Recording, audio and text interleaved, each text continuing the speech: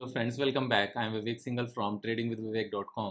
और हमने अपनी एक सीरीज़ स्टार्ट की है जिसमें 100 वीडियोस के थ्रू टोटल नॉलेज मैं देना चाहूँगा और वो सारे पॉइंट्स कवर करना चाहूँगा जो शायद मिस हो जाते हैं और बहुत सारे क्वेश्चंस माइंड में रह जाते हैं। तो इस काम को करते हुए एक चीज़ और मैं करने वाला हूँ कि जो भी वीडियो रहा करेगी उस वीडियो में मैं कमेंट्स रीड करूँगा और उन कमेंट्स में उस वीडियो से रिलेटेड अगर कुछ क्वेश्चंस होंगे जो शायद उस पर्टिकुलर वीडियो में पूरे नहीं हो पाएँगे, तो मैं नेक्स्ट वीडियो में उसके आंसर भी करूँगा, जिससे कोई भी टॉपिक अधूरा ना रह जाए। तो अगर आज की इस वीडियो को देखने के बाद आपके माइंड में आज की वीडियो से रिलेटेड कोई क्वेश्चन रहता है, तो आप कमेंट बॉक्स में क्वेश्चन लिखना और जब नेक्स्ट वीडियो बनेगी तो उस वीडियो में आपके उन क्वेश्चंस का मैं आंसर दे दूँगा, जिससे अपनी स्टडी साथ के साथ पूरी भी हो सके। तो जो Q&A सेशन है, बेसिकली वो भी साथ के साथ चल सके और हमारे माइंड में किसी भी टॉपिक को लेकर कोई क्वेश्चन बच ना जाए। ये सेकंड वीडियो है, 100 वीडियोस हमने बनाने की बात की है और आज की वीडियो में हम डीमैट अकाउंट से लेकर सारी चीज़ों की बातें करेंगे। तो सबसे पहले ये पॉइंट आता है कि डीमैट अकाउंट होता क्या है? देखो, जैसे बैंक अकाउंट होता है वैसे ही डीमैट अकाउंट होता है। जैसे हम बैंक अकाउंट में अपने पैसे रखते हैं और उन पैसों को हम एक अकाउंट से दूसरे अकाउंट में ट्रांसफ़र भी कर सकते हैं। इसी तरीके से डीमैट अकाउंट होता है और डीमैट अकाउंट में भी हम अपने डीमैट अकाउंट से किसी दूसरे के डीमैट अकाउंट में शेयर्स को ट्रांसफ़र भी कर सकते हैं। तो जब हम एक अकाउंट से दूसरे अकाउंट में ट्रांसफ़र कर सकते हैं, किसी और के अकाउंट में ट्रांसफ़र कर सकते हैं, ये फैसिलिटी अवेलेबल होती है और ज़ीरोधा ने भी ये फैसिलिटी दी हुई है, लेकिन इस फैसिलिटी का हम एज़ सच यूज़ नहीं करते। हमारे लिए ज़ीरोधा में शेयर रखने का मीन्स डीमैट अकाउंट में शेयर्स रखने का आज की डेट में एक्चुअल में ऐसा हो गया है कि डीमैट अकाउंट मीन्स ज़ीरोधा, जैसे सर्च करना मीन्स गूगल करना। तो इस तरह का कहीं न काफ़ी हद तक है, लेकिन एब्सोल्यूटली नहीं है, because Zerodha one of the largest broker है इंडिया में, लेकिन he is not the only broker. So demat account की जब हम बात कर रहे हैं, डीमैट अकाउंट में हम लोग शेयर्स रखते हैं, जैसे बैंक अकाउंट में पैसे रखते हैं। तो ये डीमैट अकाउंट्स हम कहाँ ओपन कर सकते हैं? हम इसको ओपन कर सकते हैं जो बैंकिंग कंपनीज़ हैं, जो बैंक्स हैं, उनकी भी डीमैट अकाउंट सर्विसेज़ हैं, या फिर जो बैंक्स नहीं हैं, उनकी भी डीमैट अकाउंट सर्विसेज़ हैं। जैसे एचडीएफसी की डीमैट अकाउंट सर्विस है, तो हम एचडीएफसी ब्रांच में जा सकते हैं, उनसे पूछ सकते हैं कि अगर उस पर्टिकुलर ब्रांच में डीमैट अकाउंट सर्विस है, तो हम वहाँ पर अकाउंट ओपन कर सकते हैं। तो जितने भी बैंक्स हैं, बैंक्स की सारी ही ब्रांचेज़ में डीमैट अकाउंट की सर्विसेज़ नहीं होती, लेकिन आप अगर अपने नज़दीक के ब्रांच में जाओगे और उनसे पूछोगे, तो ये ज़रूर बता देंगे कि या तो उसी ब्रांच में डीमैट अकाउंट की सर्विस होगी, अगर उसमें नहीं होगी तो जिस ब्रांच में भी डीमैट अकाउंट की सर्विस होगी, वहाँ पर आपको एड्रेस दे दिया जाएगा, आप वहाँ जाकर ओपन कर सकते हो। तो बैंक की भी है, जैसे आईसीआईसीआई बैंक है, एचडीएफसी बैंक है, या फिर कोटक बैंक है, एसबीआई है, एक्सिस बैंक है। तो ये मेजर मेजर बैंक्स की है और इनसे अलग कुछ ब्रोकर्स हैं जो बैंक्स नहीं हैं, जैसे मोतीलाल ओसवाल है, या फिर एंजल वन है, फाइव पैसा है, अपस्टॉक्स है, या फिर ज़ीरोधा है और इस तरह के कुछ और भी हैं। अब दोनों में डिफरेंस क्या है? देखो, काम करने के तरीके में बिल्कुल भी डिफरेंस नहीं है, देयर इज़ नो डिफरेंस, चाहे आप ज़ीरोधा में काम करो या फिर आप कोटक में शेयर्स में डीमैट अकाउंट ओपन कराओ, तो कोई डिफरेंस नहीं है। हाँ, डिफरेंस टेक्नोलॉजी का ज़रूर है। जो ये बैंकिंग कंपनीज़ हैं, इनकी जो डीमैट अकाउंट सर्विसेज़ हैं, ये अभी भी काफ़ी हद तक पुराने ढर्रे पर चल रही हैं। मीन्स बड़ा देसी सा वर्ड निकला ज़ुबान से, देसी हैं इसलिए। पुराने ट्रेडिशनल सिस्टम पर चल रही हैं, कोई अपग्रेड करने का मन नहीं होता इनका और पुराना हिसाब-किताब चल रहा है और कस्टमर केयर पे अगर बात करोगे, सपोज़ यहाँ पर कोई आपके किसी स्टॉक ने राइट इश्यू दिया और राइट इश्यू एंटाइटलमेंट अगर आया और आपके अकाउंट में क्रेडिट नहीं हुआ, तो और आपको नज़र नहीं आ रहा है, आपको बेचना है, अप्लाई करना है, कस्टमर केयर पे कोई रिप्लाई नहीं होगा और उनको खुद भी नहीं पता होगा। तो ये जो पुरानी कंपनीज़ हैं, बैंकिंग वाले जो सिस्टम्स हैं, इनको काफ़ी हद तक अपने आप को इम्प्रूव करने की ज़रूरत है, अपने इंटरफ़ेस को अच्छा करने की ज़रूरत है। जबकि इसी के कंपैरिज़न में अगर हम नॉन बैंकिंग डीमैट अकाउंट्स की बात करें, तो जैसे एंजल वन है, फाइव पैसा है, अपस्टॉक्स है, ज़ीरोधा है, ये सभी एडवांस हैं। जैसे ग्रो है, ग्रो भी एक एप्लीकेशन है। तो ये सारे एडवांस हैं और एडवांस होने के साथ में यहाँ पर एक और बहुत बड़ा डिफ़रेंस है कि जो नॉन बैंकिंग हैं, यहाँ पर आपके चार्जेस कम हैं। तो यहाँ पर 2 तरह के ब्रोकर्स हैं। यहाँ पर हम जो भी डीमैट अकाउंट सर्विस प्रोवाइड करते हैं, हम उनको ब्रोकर्स कहते हैं, शेयर ब्रोकर्स कहते हैं। तो सबसे पहले हमने बात की कि डीमैट अकाउंट क्या होता है? डीमैट अकाउंट जहाँ पर हम शेयर्स रखते हैं। और उसके बाद में बात ये आती है कि कौन कौन ये सर्विसेज प्रोवाइड करता है। तो बैंक्स भी प्रोवाइड करते हैं एंड नॉन बैंकिंग कंपनीज भी प्रोवाइड करती हैं। अब जो बैंक्स प्रोवाइड करते हैं, अभी तक उन्होंने इंटरफेस अपने बहुत ज़्यादा इंप्रूव नहीं किए हैं, उसमें कोई दो राय नहीं है, और इसीलिए जितना कस्टमर बेस उनका बहुत पहले बन गया था उतना ही बना हुआ है, बहुत ज़्यादा उनके कस्टमर बेस में ग्रोथ भी नहीं है। और जो non banking demat account providers हैं, उनके कस्टमर बेस लगातार बढ़ते जा रहे हैं, क्योंकि उन्होंने चीज़ों को आसान किया हुआ है। अब यहाँ पर दोनों में बेसिक डिफरेंस क्या हुआ? टेक्नोलॉजी का डिफरेंस हुआ। एक और बहुत बड़ा डिफरेंस है, जो बैंकिंग ब्रोकर्स हैं, अभी भी वो जरूरत से ज्यादा यहाँ पर ब्रोकरेज चार्ज करते हैं, जबकि नॉन बैंकिंग वाले कम करते हैं। तो यहाँ पर नॉन बैंकिंग एंड बैंकिंग में इस चीज को बाइफरकेट करने के बदले बाइफरकेट हमें करना चाहिए discount broker and regular broker. तो डिस्काउंट ब्रोकर कौन है? डिस्काउंट ब्रोकर वो हैं जो आपको गाइडेंस देने की बात नहीं करते कि कौन सा स्टॉक परचेज करना है और कौन सा नहीं करना है, चीजें ऑनलाइन रखते हैं, लेकिन ब्रोकरेज यहाँ पर बहुत नॉमिनल सी रखते हैं। जैसे अगर हम जीरोधा की बात करने लगे, तो जीरोधा में जो ब्रोकिंग चार्जेस हैं, अगर हम डिलीवरी बेस्ड ट्रेडिंग की बात करने लगे, यानी कि हमने हमारे पास अगर 1 लाख रुपीज है और 1 लाख रुपीज का हमने शेयर परचेज किया और उनको रख लिया, तो उसके ऊपर वो जीरो ब्रोकरेज चार्ज करते हैं, कोई ब्रोकरेज चार्ज नहीं करते। तो यहाँ पर जितने भी डिस्काउंट ब्रोकर्स हैं, यानी कि अपस्टॉक्स, 5पैसा, एंजल वन, जीरोधा, ग्रो, इनके ब्रोकरेज ऑलमोस्ट जीरो हैं डिलीवरी बेस्ड ट्रेडिंग के में। और जो बैंकिंग कंपनीज हैं, वो आपके, अगर आप उनके साथ नेगोशिएट भी करोगे ना, तो नेगोशिएट करने के बाद भी यहाँ पर वो ब्रोकरेज कम करके कितना करेंगे? 0.20 करेंगे। बहुत ज्यादा कम किया तो 0.15 कर देंगे। और अगर आप बहुत बड़े एचएनआई हुए, हाई नेटवर्थ इंडिविजुअल्स, यानी कि आप एक अमीर आदमी हुए और बहुत अच्छे खासे पैसे डालकर तब ट्रेड करने की बात करोगे, तो 0.10 करेंगे, और भी बहुत एहसान दिखा के। अब अगर 1 करोड़ की हमने ट्रेडिंग की, हमने बाय किया, और 1 करोड़ की बाय करने पर 0.10 भी लगा, तो 10,000 रुपीज होता है एक ही बार में, और 10,000 रुपीज के ऊपर जीएसटी भी लगेगा 18%, तो ये 11,800 रुपीज हो जाता है। जब आप बाय करोगे, अब सपोज आपने ये शेयर सेल किए, सेल करके बाय भी करोगे, तो डबल ट्रांजेक्शन हो गई, तो 23,000 रुपीज लग गए आपके 1 करोड़ रुपीज की बाय एंड सेल करने पर। जबकि डिस्काउंट ब्रोकर के केस में ये जीरो रहता है। जब आपका ब्रोकरेज अमाउंट ही नहीं है, तो उसके ऊपर जीएसटी भी नहीं रहेगा, क्योंकि जीएसटी तो ब्रोकरेज अमाउंट पर लगता है। अब बात ये आती है कि तो ये जीरो पैसे चार्ज करके ये सर्वाइव कैसे करेंगे? उनके बाकी डिफरेंट मॉडल्स हैं पैसा कमाने के, वो एफ एंड ओ वालों से चार्ज करते हैं, क्योंकि एफ एंड ओ के केस में वहां पर ब्रोकरेज है। अब एफ एंड ओ के केस में भी यहाँ पर ब्रोकरेज डिस्काउंट ब्रोकर्स की कम है, और जो रेगुलर ब्रोकर्स हैं उनकी ज्यादा है। अब पॉइंट ये आता है, तो ये रेगुलर ब्रोकर वाले के पास लोग अकाउंट क्यों खुलवाते हैं? देखो, काफी लोग, दो रीजन हैं इस चीज के। एक तो सभी लोग टैक्स हैवी नहीं है, जिनको ऑनलाइन अकाउंट ओपन करना आता हो, जो बिना कस्टमर केयर के बात कर सके, जो बिना यहाँ पर एक रिलेशनशिप मैनेजर के काम कर सकें। तो जो लोगों को, जिन लोगों को एक पर्सनल टच चाहिए कि वो ब्रांच जा सकें, अब जीरोधा की तो ब्रांचेस है नहीं, यहाँ पर अपस्टॉक्स की ब्रांचेस नहीं है, यहाँ पर 5पैसा की ब्रांचेस नहीं है। अब ब्रांचेस नहीं है, तो लोगों को लगता है कि कौन कहाँ पर ऑनलाइन कैसे खोला था, हमें नहीं पता, हमें ब्रांच में एम्प्लॉय दिखना चाहिए और यहाँ पर एक ऑफिस दिखना चाहिए। तो जिन लोगों को कॉन्फिडेंस आता है, ट्रस्ट आता है पर्सनल टच में, वो लोग बैंकिंग में जाकर खुलवाते हैं। एक और जो सेकंड रीजन है, बैंक की जो ब्रांचेस हैं, जो बैंक का जो ये डिवीजन है डीमेट अकाउंट का, ब्रोकिंग का, कहीं ना कहीं बैंक के केस में ट्रस्ट आता है। और वो ट्रस्ट किस चीज का होता है कि यार कल को जीरोधा भाग गया तो, और एचडीएफसी कहाँ भागेगा? एचडीएफसी इतना बड़ा बैंक है। कोटक कहाँ भागेगा? आईसीआईसी बैंक कहाँ भागेगा? एसबीआई कहाँ भागेगा? एक्सिस कहाँ भागेगा? ये नहीं भागेंगे। लेकिन कल को अपस्टॉक्स ने अपनी दुकान बंद कर दी तो क्या होगा? 5पैसा ने दुकान बंद कर दी तो क्या होगा? तो इस तरह के क्वेश्चंस माइंड में आते हैं।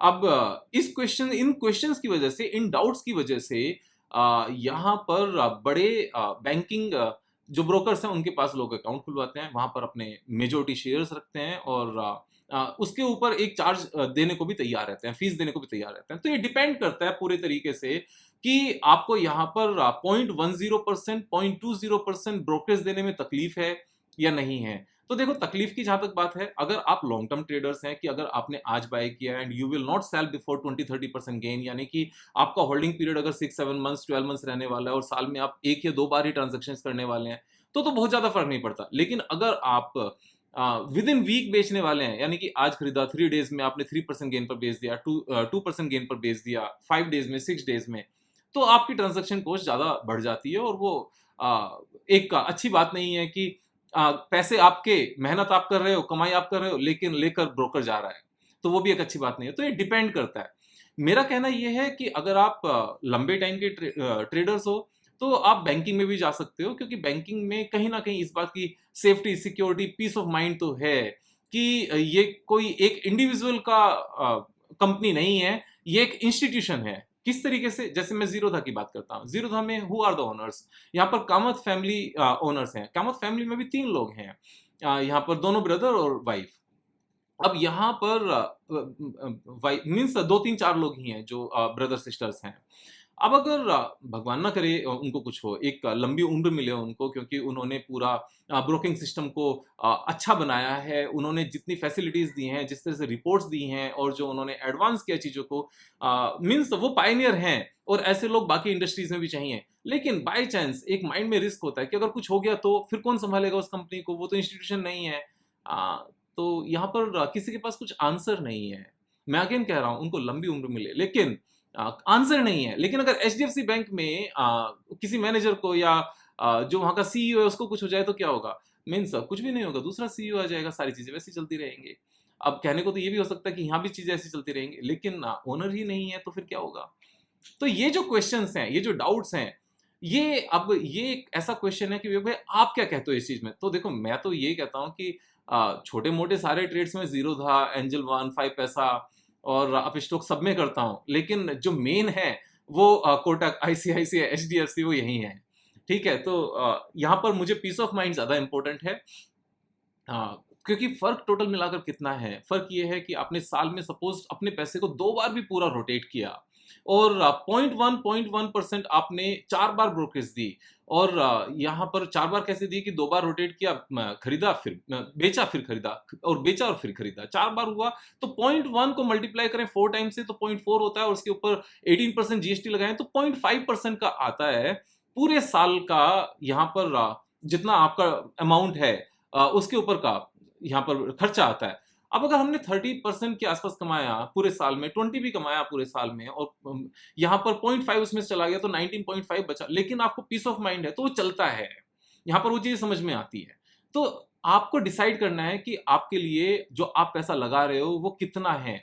अगर सपोज़ आपके पास 10 करोड़ है, मार्केट में 50 लाख लगा रखा है, तो 50 लाख को आप डिस्काउंट ब्रोकर्स में भी लगाओ तो भी चलेगा। लेकिन अगर आपके पास 10 करोड़ है और 10 का 10 करोड़ ही आपने मार्केट में लगा रखा है क्योंकि you believe in the market और आपने समझा हुआ है, तो फिर मैं ये कहूँगा कि सारा का सारा पैसा डिस्काउंट ब्रोकर्स पे नहीं लगा के आप उसको थोड़ा-सा डिस्काउंट ब्रोकर पर लेकर चलो और बाकी आप बड़ी कंपनीज़ में लेकर चलो। अब यहाँ पर बड़ी कंपनीज़ की जब बात करें तो यहाँ पर जैसे खर्चे ज़्यादा हैं, तो यहाँ थोड़ी-सी सिचुएशन ठीक भी हुई है। क्योंकि जैसे मैंने बताया डिस्काउंट ब्रोकर्स टेक्नोलॉजी वाइज़ अच्छे हैं, तो कस्टमर बेस सारा वहीं बढ़ रहा है। तो यहाँ पर जो ट्रेडिशनल ब्रोकर्स हैं, उनको थोड़ा-सा हिट हुआ, कस्टमर बेस नहीं बढ़ रहा है, तो उन्होंने यहाँ पर करेक्टिव एक्शंस लिए हैं। जैसे एचडीएफसी ने एचडीएफसी स्काई के नाम से डिस्काउंट ब्रोकिंग फर्म खोल दी है अपनी। अब एचडीएफसी स्काई को अगर आप गूगल पे सर्च करोगे, वहाँ पर ऑनलाइन रजिस्ट्रेशन का ऑप्शन है, ऑनलाइन आपका अकाउंट खुल जाता है और वहाँ भी अब जैसे ज़ीरोधा यहाँ पर फ्री में ट्रेड कराते हैं, डिलीवरी बेस्ड ट्रेडिंग के केस में। इतना फ़र्क है कि एचडीएफसी स्काई ₹20 पर ट्रेड लेते हैं, जो बहुत बड़ी अमाउंट नहीं है, नॉमिनल सी अमाउंट है। लेकिन यहाँ एक चैलेंज है। चैलेंज ये है कि अगर आपका एचडीएफसी में ऑलरेडी डीमैट अकाउंट है, तो आप एचडीएफसी स्काई में ओपन नहीं कर सकते। एचडीएफसी स्काई में ओपन करने के लिए आपको एचडीएफसी जो आपका नॉर्मल डीमैट अकाउंट है, पहले उसको क्लोज़ कराना पड़ेगा और जब वो आप क्लोज़ करा दोगे, तब आप इसमें ओपन कर पाओगे। अब क्लोज़ कराने का क्या तरीका है? जब तक आपके एचडीएफसी डीमैट अकाउंट में शेयर्स हैं, तब तक वो क्लोज़ नहीं करेंगे। या तो आप उसको किसी दूसरे डीमैट अकाउंट में ट्रांसफ़र करोगे, तब आप क्लोज़ कर पाओगे, अदरवाइज़ जब आप सारा सेल कर दोगे, तब आप क्लोज कर पाओगे। तो एक टीडियस सी प्रोसेस है, थोड़ी सी मुश्किल है, कॉम्प्लेक्स होगी, मीन्स एक्शंस हो गए, कॉम्प्लेक्स तो कुछ नहीं है, एक्शंस हो गए। ऐसे में इंसान सोचता है कि चलने दो यार। तो आपको ये समझना है कि लॉन्ग टर्म में इम्पैक्ट कितना है। ये चलने दो यार, पता चले कि 10 साल में आपने करोड़ों रुपए एक्स्ट्रा ही दे दिए, चलने दो यार के चक्कर में। So this is not the right approach. आप खुद बिजी हो, आप घर में बाकी फैमिली मेंबर्स को बोल सकते हो कि भैया इस अकाउंट से सारे शेयर्स दूसरे अकाउंट में ट्रांसफर कराओ, ट्रांसफर करा के इस अकाउंट को क्लोज कराओ, 2 बार ब्रांच जाना है ब्रांच चले जाओ और उसके बाद में एचडीएफसी स्काई में ओपन कर लो। क्योंकि एचडीएफसी स्काई में अगर अकाउंट ओपन होता है तो एचडीएफसी बैंक की ही डिवीजन है, तो सेफ्टी सिक्योरिटी तो सेम है, लेकिन आपके खर्चे बच गए यहाँ पर। लेकिन जो लोग टैक्स सेवी नहीं है, फिर अगेन उनको सेम प्रॉब्लम आती है, क्योंकि एचडीएफसी स्काई के केस में आप ब्रांच में जाकर ये नहीं कह सकते कि मेरा डीमैट अकाउंट है, क्योंकि वो सारा ऑनलाइन है। वहां पर अगर आपको कुछ प्रॉब्लम भी होगी तो आपने ऑनलाइन ही कस्टमर केयर पर जाकर पूछना है। तो ये एक इस तरह के क्वेश्चंस हैं जिसका आंसर ये है कि सारा पैसा अगर आप टोटल नेटवर्थ पूरी की पूरी मार्केट में लगाते हो तो मैं ये कभी नहीं कहूंगा कि सारा डिस्काउंट ब्रोकर्स के पास लगाओ, इसको बांट के लगाओ। कहीं ना कहीं पीस ऑफ माइंड बहुत ज़्यादा इंपॉर्टेंट है। यहाँ पर जो डाइवर्सिफाई करने की बात है वो सारा पैसा एक ही ब्रोकर के पास मत रखो, जब वो सिग्निफिकेंट मनी हो, इसको बांट कर रखो। बांट कर रखने से क्या होगा कि अगर सपोज किसी दिन आपको सेल भी करना है कुछ और सेल करते हुए आपको यहाँ पर उनका प्लेटफॉर्म डाउन हो गया तो आप बाकी में तो सेल कर पाओगे, आपको कुछ खरीदना है वो डाउन हो गया आपका प्लेटफॉर्म तो बाकी जगह तो बाय कर पाओगे, या 4-5 दिन की लगातार प्रॉब्लम आ गई तो ठीक कर पाओगे, मैनेजमेंट में कुछ इश्यू हो गया, चीजें शट डाउन हो गई तो बाकी में तो कर पाओगे, कम से कम सारा का सारा तो नहीं जाएगा आपका। तो ये इंपॉर्टेंट पॉइंट्स हैं। अब एक और इम्पोर्टेंट पॉइंट आता है कि विवेक भाई यहाँ पर आपने 3-4 चीजें तो क्लियर कर दी कि डीमैट अकाउंट क्या होता है और कहाँ ओपन करना चाहिए, कौन कौन इस बात की सर्विसेज प्रोवाइड करता है, कौन सस्ता है कौन महंगा है, और क्या रीजंस हैं कि लोग डिस्काउंट में जाते हैं और क्या रीजंस है डिस्काउंट में नहीं जाते हैं। एक और इम्पोर्टेंट पॉइंट है कि कितने डीमैट अकाउंट्स खुलवाएं और कितने डीमैट अकाउंट्स ओपन कर सकते हैं। तो जैसे हम नंबर मीन्स बैंक अकाउंट्स जितने मर्जी ओपन कर सकते हैं उसी तरीके से हम यहाँ पर डीमैट अकाउंट्स भी जितने मर्जी ओपन कर सकते हैं। लेकिन जैसे एचडीएफसी में एक ही पैन कार्ड पर 2 बैंक अकाउंट ओपन नहीं हो सकते, एसबीआई में एक ही पैन कार्ड पर 2 बैंक अकाउंट ओपन नहीं हो सकते, इसी तरीके से एक पैन कार्ड के ऊपर किसी भी ब्रोकर के पास 2 अकाउंट ओपन नहीं हो सकते। हम ऐसा नहीं कर सकते कि जीरोधा में मैं ही अपने ही नाम से 2 डीमैट अकाउंट ओपन करा सकूं, ऐसा नहीं हो सकता। लेकिन अलग अलग ब्रोकर्स के पास मैं जितने मर्जी अपने डीमैट अकाउंट ओपन करा सकता हूं, जैसे हम बैंक में अलग अलग बैंक्स में जितने मर्जी बैंक अकाउंट्स ओपन कर सकते हैं। अब पॉइंट एक और आता है कि कौन ओपन कर सकता है डीमैट अकाउंट्स को। तो एवरी अडल्ट ओपन कर सकता है demat account and trading account. अब आज की डेट में ये एक ही अकाउंट होते हैं, पहले अलग अलग सिस्टम्स होते थे लेकिन अभी पूरा कॉम्बिनेशन एक साथ ही ओपन होता है। वैसे तो ये भी एक ऑप्शन होता है कि जो अडल्ट नहीं है, जो माइनर्स हैं, उनका भी डीमैट अकाउंट ओपन हो सकता है लेकिन वो ट्रेड नहीं कर सकते। अब जब ट्रेड नहीं कर सकते तो डीमैट अकाउंट ओपन करने का कोई फायदा नहीं है। एक फायदा है कि उनका सिर्फ डीमैट अकाउंट ओपन कराओ माइनर्स का, और ऑफलाइन यानी कि आप अपने अकाउंट से बिना एनएससी बीएससी के आप सीधे उन्हीं के अकाउंट में शेयर्स ट्रांसफर कर दो। लेकिन इतने झगड़े में फंसना क्यों है? मैं सिंपल से ये कहता हूं, अगर आपके बच्चे छोटे हैं, आपको उनके नाम से पैसे लगाने हैं तो एक अलग ब्रोकर के पास अपने नाम से अकाउंट ओपन कराओ और ये मानकर चलो कि जब बच्चा बड़ा हो जाएगा मैं उनके नाम पर ट्रांसफर कर दूंगा, उनके नाम पर गिफ्ट कर दूंगा। और ये अच्छी बात भी है। और आप उस अकाउंट में बच्चे को नॉमिनी बनाकर रखो, आपका रिस्क भी खत्म हो जाता है। तो बच्चों का डीमैट अकाउंट ओपन करने से ज्यादा बेटर है आप अपना एक सेपरेट डीमैट अकाउंट बनाओ और वो बच्चों के लिए डेडिकेटेड रखो, ये ज्यादा अच्छा तरीका है। एक और पॉइंट है कि जो एनआरआईज हैं, एनआरआईज जीरोधा में अकाउंट ओपन कर सकते हैं क्या? तो देखो, एनआरआई जीरोधा में अकाउंट ओपन कर सकते हैं लेकिन अगेन वो एक थोड़ा सा लेंदी प्रोसेस है क्योंकि वे लोग इन पर्सन जो रिलेशनशिप मैनेजर हैं वो फैसिलिटी नहीं देते। लेकिन जो एचडीएफसी बैंक है, आईसीआईसी बैंक है, ये वो फैसिलिटीज काफी हद तक देते हैं। तो अगर हम जीरोधा में ओपन करते हैं तो थोड़ा सा लेंदी प्रोसेस होता है, और जीरोधा में ओपन नहीं करते हैं, बाकी के पास करते हैं तो वो थोड़ा सा कम लेंदी होता है। सेम चीज एचयूएफ के अकाउंट ओपन करने में है, सेम ही चीज यहाँ पर कंपनीज के अकाउंट ओपन करने में है। क्योंकि जो डिस्काउंट ब्रोकर्स हैं, ऑनलाइन अकाउंट ओपन करने का जो ऑप्शन है वो सिर्फ और सिर्फ इंडिविजुअल के केस में है, एचयूएफ के केस या कंपनी के केस में नहीं है। तो हम एचडीएफसी में कौन कौन से अकाउंट ओपन कर सकते हैं? देखो, सभी में सारे कर सकते हैं, बस फर्क इतना है, अगर आपको एचयूएफ अकाउंट ओपन करना है जीरोधा में तो आपको फॉर्म डाउनलोड करना पड़ेगा, उसको पूरा फिल करना पड़ेगा, फिल करके सारे साइन करके स्टैंप लगा के, क्योंकि एचयूएफ की स्टैंप उसमें लगती है और कंपनी के केस में कंपनी की स्टैंप लगती है, और जो बाकी रिक्वायर्ड डॉक्यूमेंट्स हैं वो सारे लगकर आपको बंच बनाकर उनके बैंगलोर ऑफिस भेजना पड़ेगा। वो लोग उसको चेक करेंगे, अगर उसमें कोई गलती होगी तो वो आपको पूरा सेट वापस भेजेंगे, आप गलती रेक्टिफाई करोगे, वापस से उस चीज को ठीक करोगे, फिर से भेजोगे। अगर फिर से गया और उसके बाद फिर से गलती हुई तो फिर से सेम प्रोसेस होगी, और अगर नहीं हुई कोई मिस्टेक तो आपका अकाउंट ओपन हो जाएगा। तो ये थोड़ा सा लेंदी प्रोसेस हो जाता है, और ये लेंदी प्रोसेस कई बार हमें ये सोचता है कि विवेक इतनी क्यों झगड़े पालने हैं। तो ये अपनी पर्सनल चॉइस है, ऑप्शन सारे हैं, और हम जीरोधा में भी ओपन कर सकते हैं और बाकी भी ओपन कर सकते हैं। Now one more important point कि विवेक भाई ये सेफ कितने हैं, ये एक इतना बड़ा पॉइंट है जिसको लेकर काफी डाउट्स आते हैं। तो ये मैं ऑलरेडी आंसर कर चुका हूँ। बैंकिंग स्टॉक, जो बैंकिंग कंपनीज हैं, उनके जो डीमेट अकाउंट्स हैं वो ज्यादा सेफ माने जाते हैं। वैसे तो सारे रेगुलेटेड हैं सेबी से। और आप एक छोटी सी बात लेकर चलो, अगर एंजल वन का नेट प्रॉफिट पूरे साल का 1000 करोड़ से ऊपर है तो हमें क्या ये लगता है कि एंजल वन यहाँ पर हमारे शेयर्स इधर उधर ट्रांसफर करके भाग जाएंगे? जब उनको कंपनी के ऑपरेशन से 1000 करोड़ का साल का नेट प्रॉफिट आ रहा है, तो वो ऐसे उल्टे सीधे काम क्यों करेंगे? वो सारी जिंदगी 1000 करोड़ रुपीस और बढ़ाते हुए खाएंगे ना उसको। जीरोधा का भी सेम सीन है। आप स्टॉक्स यहाँ पे लॉस मेकिंग कंपनी है, वहां आप थोड़ा सा डिसाइड कर सकते हो। 5 पैसा वो प्रॉफिट मेकिंग कंपनी है। यस, अगर आप अप स्टॉक्स को लेकर सर्च करोगे, अप स्टॉक्स अभी भी लॉस मेकिंग कंपनी है। रीजन मैं बता देता हूँ, बड़ा सिंपल सा जो मुझे समझ में आता है। अप स्टॉक्स का जो इंटरफेस है वो वन ऑफ द पथेटिक है। मीन्स इतना वर्स्ट इंटरफेस मैंने जो वैसे तो कहना नहीं चाहिए सब बातें, लेकिन इतनी तक हद थी कि अगर आप पोर्टफोलियो देखोगे ना ओपन करके वेबसाइट पर लॉगिन करके, तो आपके सारे स्टॉक्स का नीचे टोटल तक नहीं दिखाते थे। वो शायद अभी टोटल दिखाना शुरू किया है, वरना शुरू के 3-4 साल वो टोटल भी नहीं दिखाते थे कि अपने आप कैलकुलेटर लो टोटल कर लो। हमारे पास टोटल नहीं आता।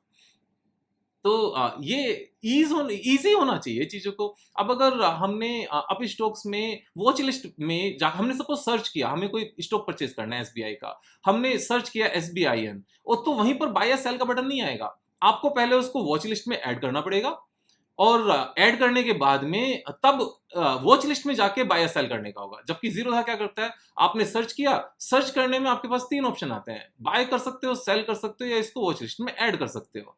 तो ये ऑप्शन अगर अपस्टॉक्स भी दे दें तो क्या जाता है, उनकी आईटी टीम को ये तो करना है कि क्या क्या फैसिलिटीज बाकी सारे देते हैं और ये नहीं देते। तो थोड़ा सा इजी बनाओ यार। आप अच्छे ब्रांड हो और अच्छा आपके पास कस्टमर बेस है, लेकिन अगर ईज ऑफ डूइंग नहीं होगा, प्लेटफॉर्म ईज ऑफ ट्रेडिंग नहीं आएगी, तो लोग छोड़ के भाग जाएंगे, दूसरे के पास चले जाएंगे। आप ही का नुकसान है, और स्टाफ का भी नुकसान है। सैलरी कब तक बढ़ेगी? नुकसान देने मीन्स लॉस मेकिंग कंपनीज के एम्प्लॉयज की सैलरीज एक लिमिट तक बढ़ती है, उसके बाद बढ़नी बंद हो जाती है। तो अगर अप स्टॉक्स के स्टाफ में से कोई भी इस वीडियो को देख रहा हो, तो वो इस बात को समझो, यहाँ पर कस्टमर के एक्सपीरियंस से समझो। अगर कुछ उल्टे सीधे बेकार से लोग आईटी में बैठे हैं ना, तो रिप्लेस करो यार। हायर एंड फायर वाला टाइम है ये, और उनको या तो ठीक कराओ या फिर चेंज कराओ। सेम ही चीज बाकी काफी लोगों के साथ है। तो जीरोधा से कुछ सीखने की जरूरत है। अब जैसे एक मैं पॉइंट और बताना चाहता हूँ यहाँ पर। एक और इम्पोर्टेंट पॉइंट है डीमेट अकाउंट को यहाँ पर सिलेक्ट करते हुए। अगर आपके डीमेट अकाउंट प्रोवाइडर के पास यहाँ पर जो डिपॉजिटरीज हैं वो 2 होते हैं, या तो सीडीएसएल होता है या एनएसडीएल होता है। तो बेसिकली जो ब्रोकर्स हैं वो मीडिएटर के जैसे काम करते हैं। शेयर्स उनके पास जाकर नहीं रुकते। जो शेयर्स फाइनली जाते हैं वो सीडीएसएल में आपका अकाउंट खुलता है या एनएसडीएल में खुलता है। जैसे जीरोधा है, जीरोधा का टाई अप यहाँ पर सीडीएसएल के साथ है। आप कोई भी शेयर्स जीरोधा के पास जाकर अगर बाय करते हो, तो बाय होते हैं, आपके अकाउंट से पैसे यहाँ पर डिडक्ट होते हैं, और सारी ट्रांजेक्शन्स वही करते हैं, सारा सेटलमेंट वही करते हैं, और फाइनली शेयर्स जो जाते हैं वो आपके डीमेट अकाउंट में जाते हैं, जो फाइनली डिपॉजिटरी के पास होता है, सीडीएसएल के पास है। अब एनएसडीएल है या सीडीएसएल है, मैं आपको एक एग्जांपल बताता हूं। अगर आप नॉर्मल एचडीएफसी सिक्योरिटीज में डीमेट अकाउंट है आपका, तो उनका जो डिपॉजिटरी है वो एनएसडीएल है। अगर आपने आज की डेट में कोई शेयर अभी सेल किए, तो रूल क्या कहता है? रूल ये कहता है कि 80% पैसा आप इमीडिएटली यूज कर सकते हो, एंड 20% मनी आप नेक्स्ट डे यूज कर सकते हो। अब जीरोधा में अगर आपने 1 करोड़ रुपए के शेयर सेल किए, तो 80 लाख रुपीस इमीडिएटली आपको नजर आ जाएंगे आपके फंड में, और 20 लाख रुपीस नीचे नजर आ जाएंगे कि ये कल आपके पास आएंगे। और 80 लाख रुपीस के शेयर्स आप साथ के साथ परचेज कर सकते हो। लेकिन एचडीएफसी में ऐसा नहीं कर सकते। एचडीएफसी में अगर आपने सेल किए, तो कम से कम 1.5-2 घंटे का टाइम लगेगा आपको, कि बहुत देर बाद तो मैसेज आएगा एनएचडीएल से कि आपके ब्लॉक हो गए हैं।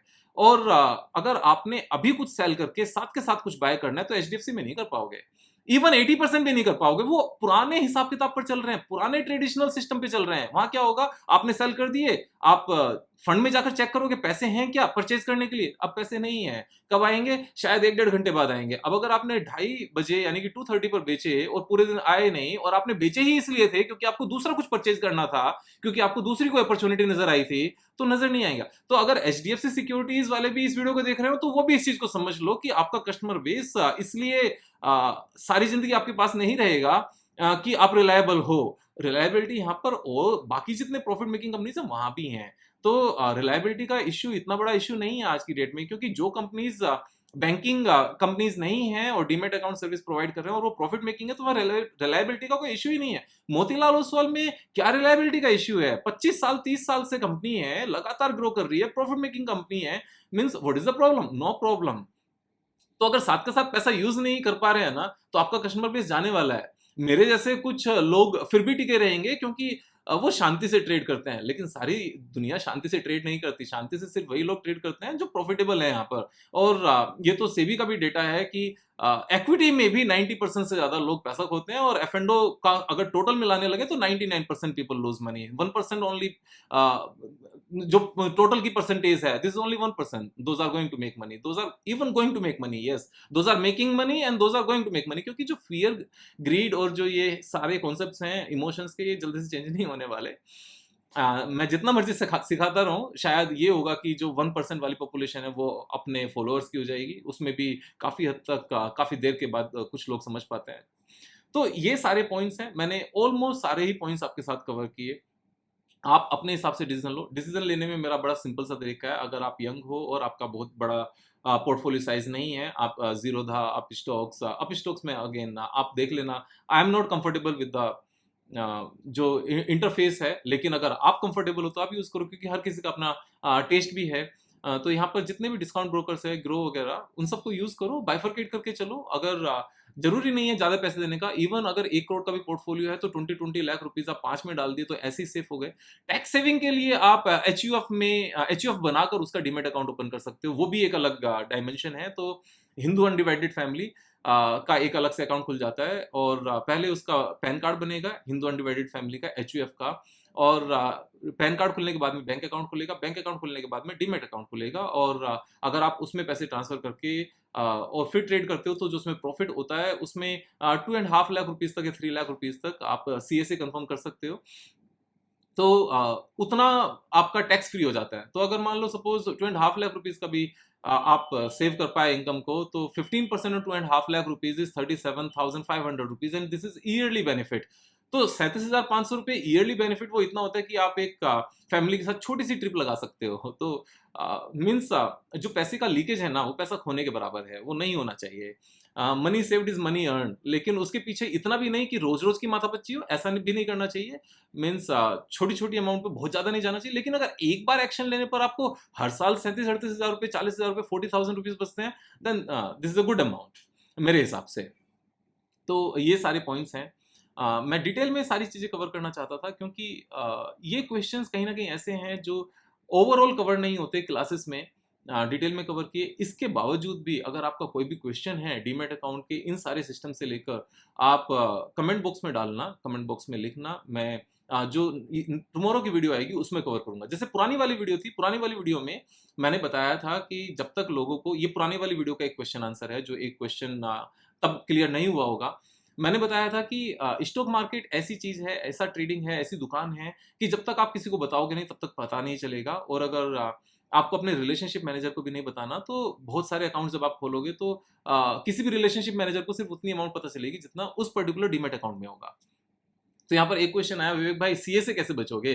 जब आप टैक्स फाइलिंग कराओगे, अपनी रिटर्न फाइल कराओगे, तो उनको तो पता चल ही जाएगा ना, उससे कैसे बचोगे? तो उससे भी बचने का तरीका है इनकम टैक्स रिटर्न फाइल करना। अगर आप बिजनेस की बात नहीं कर रहे हो, आपका बहुत बड़ा बिजनेस नहीं है, आप सिर्फ एक एम्प्लॉय हो या फिर एक प्रैक्टिशनर हो, आप लॉयर हो या फिर आप डॉक्टर हो, या आपका कोई भी प्रोफेशन है, आप सैलरीड हो और साथ में आपकी स्टॉक मार्केट की इनकम है, तो ये सिंपल सी रिटर्न्स होती हैं। जो कंपनीज होती हैं बड़ी बड़ी, उनकी रिटर्न्स काफी यहाँ पर कॉम्प्लेक्स होती है, लेकिन ये रिटर्न्स तो सिंपल हैं। इन रिटर्न्स को फाइल करने के सीखने के लिए मुश्किल से 4-5 दिन का कोई कोर्स यहाँ पर ज्वाइन करो, ऑनलाइन चीजें सर्च करो, अपने आप की, अपने खुद की प्रैक्टिस करो। प्रैक्टिस मीन्स आप सारे डाउट्स क्लियर करो और खुद से रिटर्न फाइल करो। किसने कहा? और अगर आपको कोई डाउट है भी तो किसी सीए को हायर करो और उससे क्वेश्चन आंसर की उनकी फीस दो, लेकिन अमाउंट उनके साथ में डिस्क्लोज मत करो। तो अगर आपका खुद का प्रॉफिट 20 करोड़ रुपीस है, आप सीए को ये बताकर चलो कि 2 करोड़ रुपीस का प्रॉफिट है, कितना होगा? उस तरीके से आप उनके क्वेश्चन आंसर तैयार करो, सारी फाइल तैयार करो। मैं कहता हूँ एक जीरो हटा के बाकी पूरी फाइल तैयार करा लो अपने सीए से, और सारी चीजें फाइल तैयार करा के अपने पास मंगाई, एक जीरो सब में ऐड की, उसके बाद में खुद से अपलोड कर दी। अपलोड कैसे करते हैं वो चीजें सीख लो, बड़ी आसान है। तो उस चीज को भी छुपाया जा सकता है। यहाँ पर हर चीज का सोल्यूशन है, सिर्फ थोड़ी सी मेहनत करने की जरूरत है। यहाँ पर ये सेकंड वीडियो थी। थर्ड वीडियो में और थोड़ा सा आगे बढ़ेंगे। मैं उस तरीके से आगे बढ़ना चाह रहा हूँ कि अगर कोई बिल्कुल नया है तो उसके सारे डाउट्स यहाँ पर क्लियर होते चले जाएं, और वही पर्पस भी है। अगर और पॉइंट ये आता है कि भाई ये सारे डाउट्स तो हमें ऑलरेडी पता हैं, तो टाइम तो वेस्ट नहीं हो रहा है। देखो, रिवीजन हो रहा है। आप अपने बच्चों को सिखा सकते हो, अगर आप खुद को पता है तो घर पे वाइफ को सिखा सकते हो, वाइफ को पता है तो हस्बैंड को सिखा सकते हैं, सिस्टर को सिखा सकते हैं, जो आपके बेटा या बेटी है उनको सिखा सकते हैं, जो बड़े हैं घर में आप उनको सिखा सकते हो, फॉरवर्ड कर सकते हो। तो फॉरवर्ड करना इंपॉर्टेंट है, जिनको नहीं आता उनको तो सिखाओ। और सीखने में कुछ जा तो नहीं रहा है, यहाँ तो 1 रुपया भी नहीं लग रहा है ना आपका। लर्निंग हो रही है ना, यूज करो या नहीं करो वो बात की बात है। लर्निंग लो, और जब लर्निंग हो जाएगी तो यूज करने में फायदा ही है, क्योंकि यहाँ 3 साल में तो पैसे डबल होते ही हैं, 10 साल में 10 गुने बैठते हैं उस हिसाब से। कल फिर मिलेंगे एक नए वीडियो के साथ, तब तक जय हिंद, जय भारत।